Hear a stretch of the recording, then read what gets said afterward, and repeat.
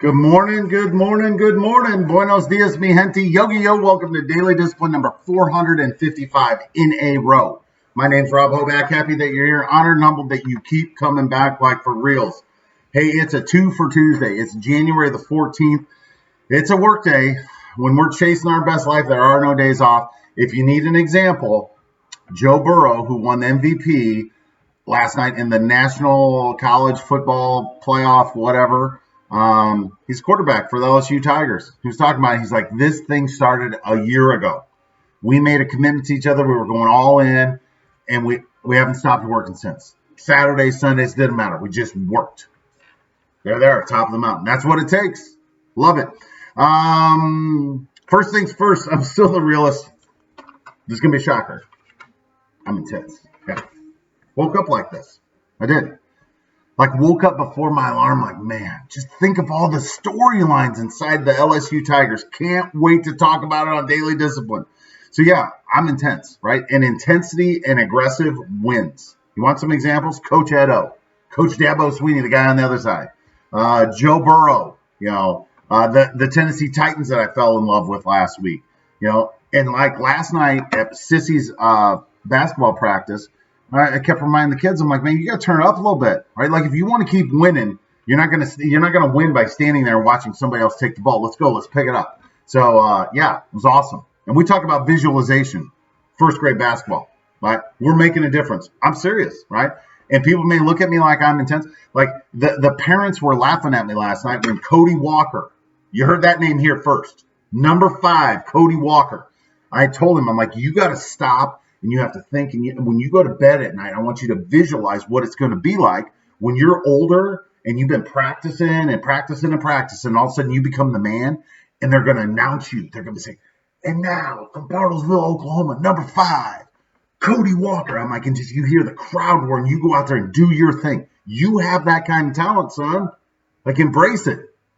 And just remember, you heard it here first. And then he went out and just started dominating practice. And I looked over at his dad, and I'm like, see? I'm like, did you know he had this? He's like, no. I'm like, then we got to do something with this. I'm like, and in 10 years, whenever, just remember, we talked about this. He's like, I got you, bro. It was awesome. Intense. My thank yous go out to Coach Ed Orgeron,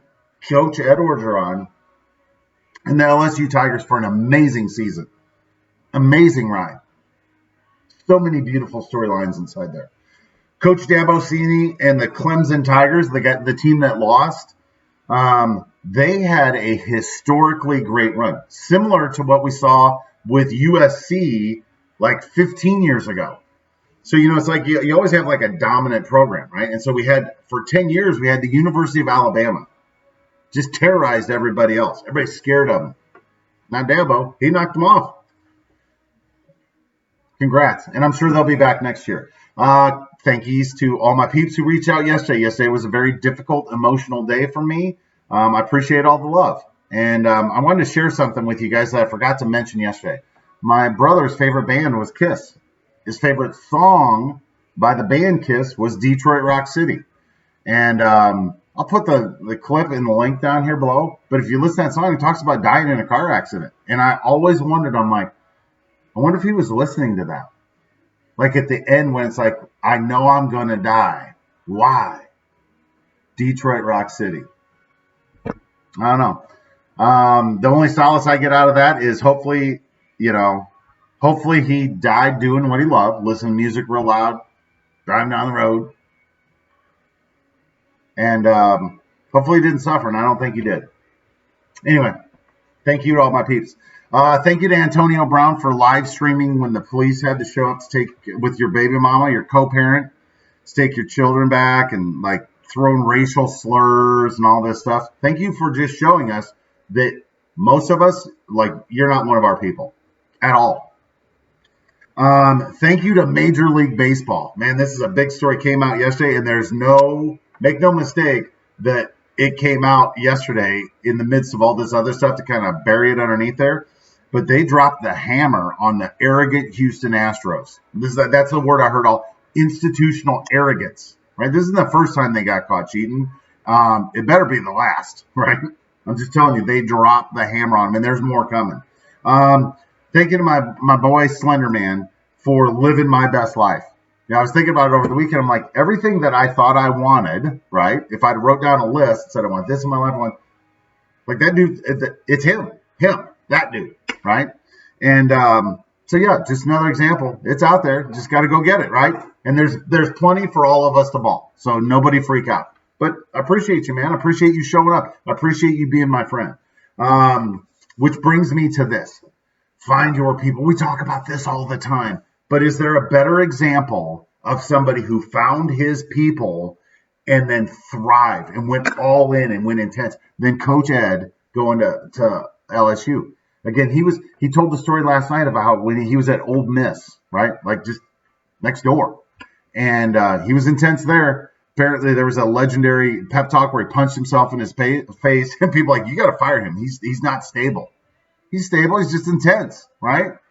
Then Tom Rinaldi was telling a story last night that there's at one point during this season, Coach Ed felt the team wasn't intense enough. So in one of his impassioned speeches, he killed back-to-back shotgun Red Bulls back-to-back and then ripped his shirt off like the Hulk. I love it, right? Who wouldn't love that? Yeah, just thankful, right? When I think of, the storyline from when he was at USC and they turned their back on him, had a winning record, pulled their ass out of the fire. They were a hot mess. They had fired Lane Kiffin on the tarmac, right? It's either Lane Kiffin or Steve Sarkisian. I don't know. Yeah, as a matter of fact, I think it was Lane Kiffin that promoted Coach Edo, finished out the season winning record, wasn't sexy enough, so they went with Steve Sarkisian, and then that was a disaster too. It's been a disaster ever since. And no offense to Clay Helton, the guy that's the coach out there now, but USC is now getting run in a bowl game by the University of Iowa while LSU is taking down Clemson. You tell me who won, right? You tell me. You tell me with Joe Burrow when Ohio State didn't want him anymore and Coach Ed and is like, they bet on each other. We're the guys that nobody else wants. Let's do it together. And a kid from Ohio had to go to Louisiana to find his people. Kind of like a kid from Illinois who'd been all over the place, had to come to BFO to find some of his people, find his lane. That's how it works. With that, I got to go. Hands up, peace out. We are better together. Find your people. Thank you for being some of my people. If you know some other people like us, hell, invite them to the party. There's plenty. I'll be back tomorrow on a hump day. Deuces.